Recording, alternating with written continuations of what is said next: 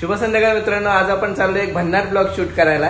तुम्हाला माहिती असेल कोकणामध्ये आपल्याकडे नमन भरपूर एकदम जोरात चालतं आणि आता तर नमनचा सीझन आहे, थंडी पडायला लागली की नमन चालू होतात। बरेच जण युट्यूबर आहेत ते फक्त नमन दाखवतात, नमन शूट करतात आणि त्याची नमन मधली जी गाणी आहेत ती तुम्हाला शूट करून दाखवतात। आज आपण बघणार आहोत हे जे नमन करतात ना त्याच्यामध्ये भरपूर लोक असतात, तर ह्याच्यामध्ये ना टीमवर्क जबरदस्त असतं। तर त्याच्यामध्ये साधारण तुम्हाला सांगतो एक 15-20 किंवा 25 माणसं पण असतात। तर ती प्रत्येक माणसं काय करतात, त्यांच्या हाताला प्रत्येकाला काय काम आहे आणि त्यांच्या ह्याच्यावरती म्हणजे कामावरती नमन कसं अवलंबून असतं। आज आपण बघूया कोकणातलं झांजगी नमन। मित्रांनो, आज आपण या कार्यक्रमाला आलोय ज्याचं नमन आहे। तर हा मित्र ह्याला तुम्ही बघितलं गणपतीच्या ब्लॉग मध्ये हा होता। काय नमनचं नाव? नमनाचं नाव श्री सोमेश्वर श्री सोलजाई नाट्यनमन मंडल देऊर गांगवली। आज आपण लोकांना नमन दाखवायला आलो। म्हणजे नमन सगळेजण दाखवतात, पण नमनाच्या पडद्याच्या मागे जी तयारी असते ती काय असते ती सगळी आपल्याला आज दाखवायची आहे। तरी कधी नमन चालू केलं तुम्ही? आम्ही आता मी पहिला परिसरामध्ये म्हणत होतो, त्यानंतर आता हे 4 वर्ष आली। 2019 पासून मी कार्यक्रम काही नमनाच्या व्यतिरिक्त वाद होते, त्या वादास्त कार्यक्रम बाहेर मी चालू केला। आम्हाला ते काही कारणास्तव बोलले, मी स्वतंत्र कार्यक्रम चालू केला। माझ्या संघात असणारे माझे सर्व कलाकार आज जवळजवळ 8-9 वर्ष माझ्या संघात आहेत। आता किती जण आहेत आपल्या नमन मध्ये? आता आम्ही 30 जण आहोत। 30 जण आहे, म्हणजे हे एवढं टीमवर्क आहे ना। मला तेच बघायचं आहे की प्रत्येक जणाला प्रत्येक हाताला काम आहे आणि एवढ्यांच्या सहकार्यानं आज हे नमन चालू आहे, बरोबर ना? कला जोपासण्याचं काम चालू आहे, बरोबर। म्हणजे कसं त्यातून व्यवसाय पण एक कलाकार जिवंत कलाकार ठेवावा। काही ठिकाणी आता नमन गावातली बंद पडत आले। माझ्याकडं एकाच गावातली पोरं नाही आहे, तर अंगवली, हरपुडे, ओझरे, परशुरामवाडी असे गावातून घेतलेली पोरं आहेत आणि ते कला जोपासतो आम्ही। अरे वा, म्हणजे वेगवेगळ्या गावात काही मुलं येतात, पण तरी जरी आज 5-6 वर्ष झाली आज तीच पोरं आहेत, तेच आहे, त्याच्यातून एकही माणूस फुटलेला नाही। आम्ही एक कलेमध्ये दाखवतोय की कला कशी असावी। तर याच्यामध्ये आपण एक गणनाट्य दाखवतो, दुरासादाचे गर्वहरण। त्याच्यामध्ये पब्लिक मधून हुंदीर अट्रॅक्शन म्हणजे एक हुंदीर आहे, जिवंत उदाहरण आहे ते हुंदीर, बरोबर। आपल्याकडं एक सीन अशी आता छकड्याचा सीझन चालू आहे, त्यामुळे बैलगाडा छकडा दाखवलेला आहे। त्यानंतर फुल कॉमेट्री वगनाट्य आहे, असून धमाल असं एक वगनाट्य आहे। गवळण आहे, पौराणिक गवळण आहे, मावशी आहे, म्हणजे हे सर्व आम्ही दाखवत असतो, बरोबर। म्हणजे थोडंसं विनोदी आणि नटखट वगैरे असं सगळं असतं गोष्ट। आणि आपल्या पुढच्या पिढीला यातनं आपल्या म्हणजे पुराणातल्या गोष्टी पण तुम्ही माहिती करून द्यायचं काम करताय।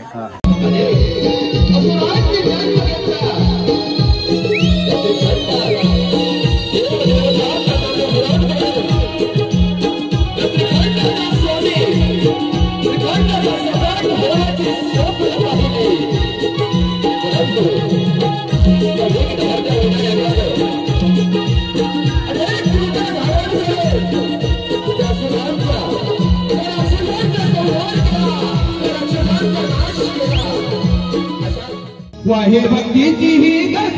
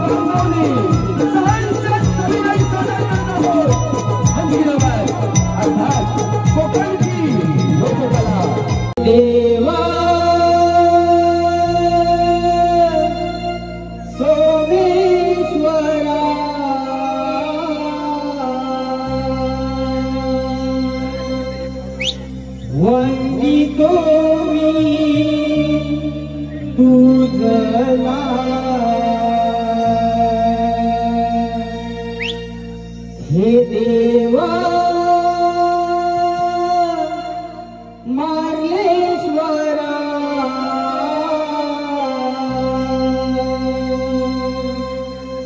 स्मरितो मी तुझला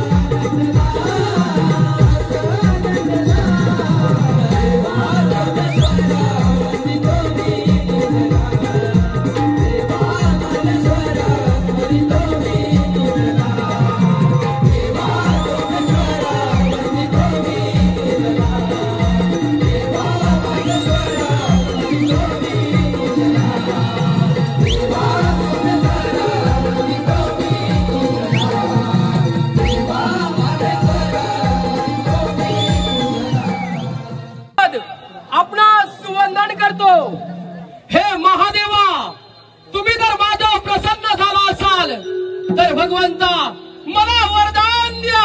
बोल बघता तुला कोणता वर पाहिजे? हे जटाधारी जैलोद्याचा अधिपती पार्वती वरा हर हर महादेवा, खरोखरच माझी भक्ती अपार असेल, मी वर देण्यालायक ठरलो असेल तर भगवंता मला असा वर द्या. उत्पन्न झालेल्या 84 लक्षणींपैकी देव, दानव, मानव, क्षय, राक्षस यांच्यापासून मला मरण येणार नाही असं मला वरदान द्या.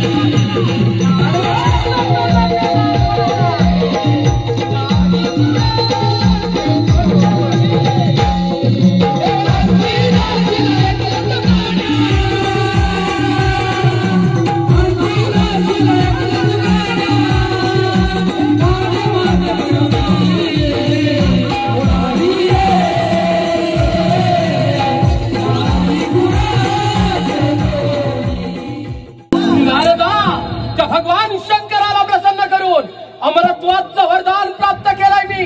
अजिंक्य आहे, अमर आहे मी.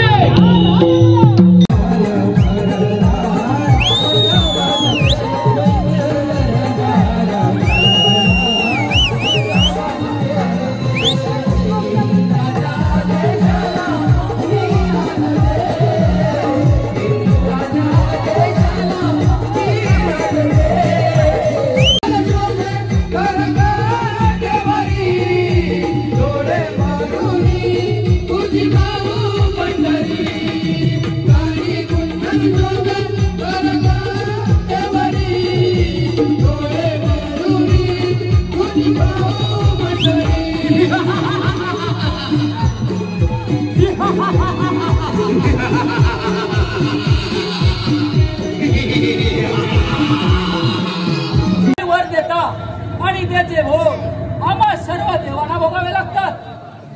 होय महादेवा, का दुरासन नावाचा दैत्य आम्हा समस्त देवगणांना त्याला सहकृपा करून सोडला आहे. महादेवा, यातून काहीतरी मार्ग सांगा महादेवा. हो, आमच्याच वरापुढे आम्हाला काही सुचत नाही, परंतु यातून नक्कीच मार्ग सापडेल.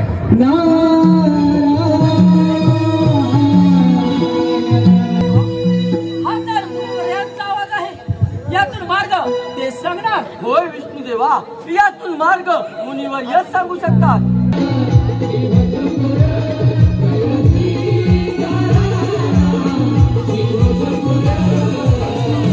देव हो, आपण आणि असे चिंताग्रस्त नारायण. होय मुनिवर्य, आम्ही सर्व देव चिंताग्रस्त आहोत. श्री महादेवाच्या वराने उर्मत्त झालेला तो दुराचा दैत्य त्याने आम्हा सर्व देवांना सलगी पळ करून सोडला आहे. यातून काहीतरी मार्ग सांगा. देव हो, चला आपण पार्वती पुत्र धनेची आराधना करूया. हेच आपल्या स्वप्नातून दूर करतील. शिव गौरीच्या नंदना तुम्हा करतो मी वंदना. पडले संकट हे देवाना तुम्ही भावना. पडले संकट हे देवाना तुम्ही भावना. पडले संकट हे देवाना तुम्ही भावना. शिव गौरीच्या नंदना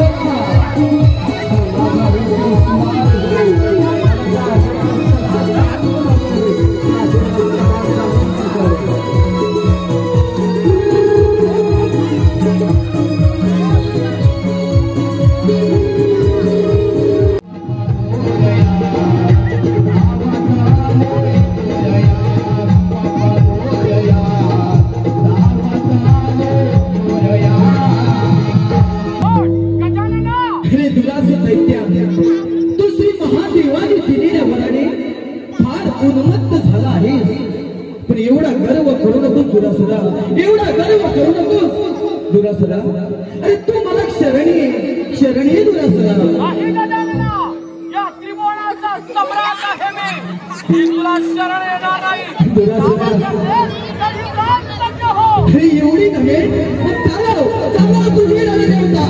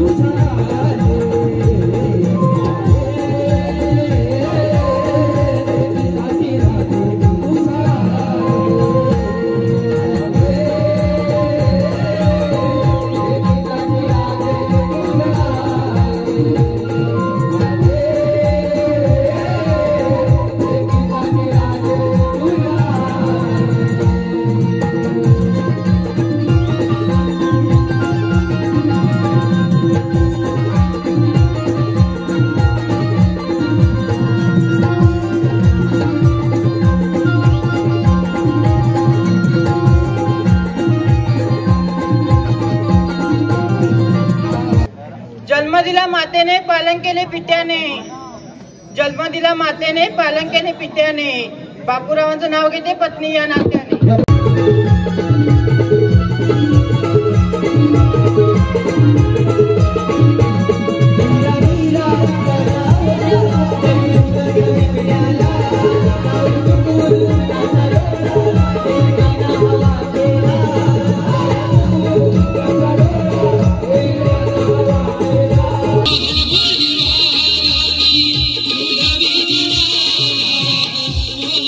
Thank you.